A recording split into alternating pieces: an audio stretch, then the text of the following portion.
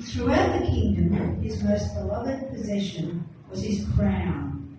The king loved his crown. He wore it with pride, and he did look very handsome in his crown. Every morning, the king would wake up, pick up his crown, which he kept safe under the royal bed, polish his crown, and put it on his head. Every day, accompanied by the royal guards, the king would ride through the kingdom, greeting and meeting the people.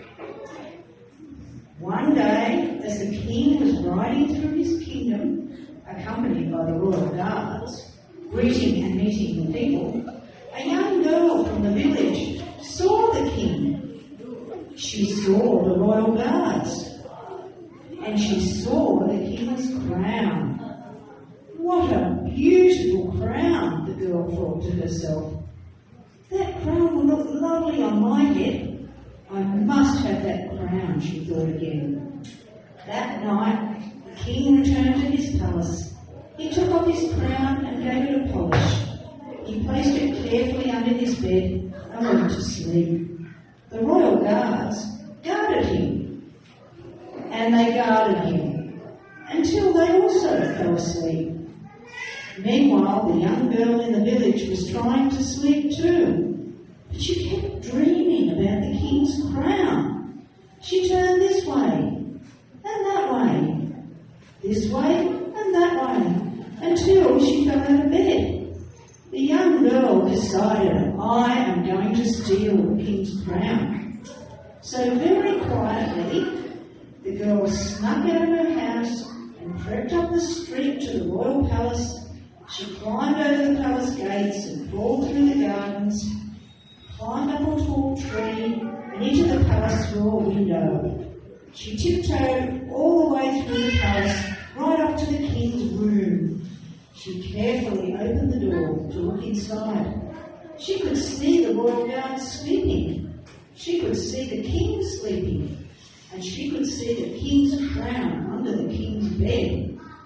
As silently and slowly as she could, she snuck past the guards up to the king's bed and cautiously reached out her hand to grab the king's crown. The young girl held the crown in her hand. Her heart was racing. As silently and slowly as she could, she snuck back past the royal guards and carefully closed the door. Then, as quick as she could, she ran through the palace, out the window, down the tree, through the gardens, over the gates, down the road, into her house. She slammed the door, threw the crown into her bed and fell asleep. Early that morning, the king woke up. The guards woke up too. The king yawned and he stretched. He reached down under his bed to pick up his crown. The crown! It was gone! Guards, guards, he yelled. My crown is gone. You must go at once to find my crown. The royal guards searched the entire kingdom. Do you have the king's crown? They demanded. Have you seen the king's crown? They asked. But no one had seen the king's crown. Finally, they came to the young girl's house. The guards knocked on the door. Open up, they shouted. The king is here to search for his crown. The young girl woke up with a fright. Go away, there's no crown here, she lied. The guards kicked down the door. They saw the frightened girl, and they saw the king's crown under her bed. They seized the girl and the crown and returned to the palace. The royal guards presented the king with his crown and the young girl who had stolen it. When the king saw his crown, he smiled. He polished his crown and placed it on his head. He turned to the young girl. His face grew serious. Did you steal my crown? He asked sternly. Yes, Your Majesty, she confessed. The king summoned his guards to bring him the royal law book.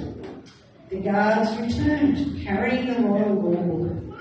The king opened the book of the law and looked through its pages until he found what he was looking for and read it out loud. The crime of of stealing the king's crown must be punished. The penalty is 10 lashes of the whip. The king ordered the young girl be tied up to receive the penalty for her crime. The royal guards tied her hands and were ready to begin the punishment. Just as they were about to bring the whip down on the girl's back, the king cried out. "Oh!"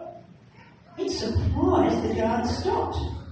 The king ordered that the young girl be released. Still surprised, the guards untied and released her. Then the king ordered that they tie him up instead. The king ordered them to whip him instead. Now the guards were shocked. What could they do? He was the king. They must obey the king's orders. The guards tied the king's hands and were ready to begin the punishment. They brought the whip down hard upon the king's back. 1, 2, 3, 4, 5, 6, 7, 8, 9, 10. The guards untied the king. The king slowly stood up. The young girl ran over to the king, who had just taken her punishment upon himself. "Why? How did you do that for me?" she asked, with tears in her eyes. "I was the one who stole your crown. You did nothing wrong." "I am a just and good king. I am loving and kind. I will give my own life for my people," replied the king. The king had forgiven the young girl. She was free. From that day on, the young girl served her king faithfully all the days of her life.